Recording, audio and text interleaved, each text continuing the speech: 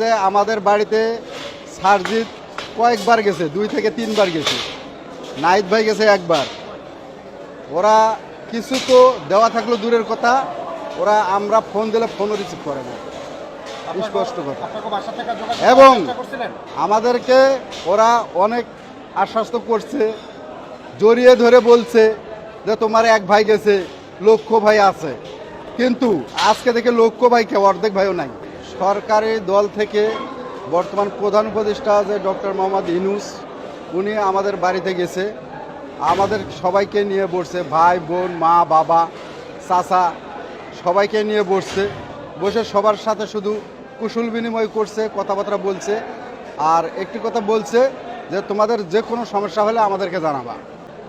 কিন্তু এখন আব্বা যখন অসুস্থ হয়ে পড়ে রংপুর মেডিকেল কলেজ হাসপাতালে, তাকে এমার্জেন্সিভাবে ঢাকা সিএমএসে আনা লাগে।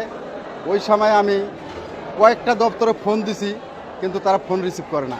এটা আমার সবচাইতে বড় দুঃখ। কিন্তু ওনারা শুধু আশ্বাস্ত করে মানুষকে, কিন্তু প্রশ্রয় দেয় না। তারা শুধু আমাদেরকে আশ্বাস্ত করছে, ঠিক আছে। বৈষম্য বিরোধীর যে ছাত্র আন্দোলনের নেতৃত্ব যারা দিচ্ছে, তারা শুধু আমাদেরকে আশ্বাস্তই করে গেছে।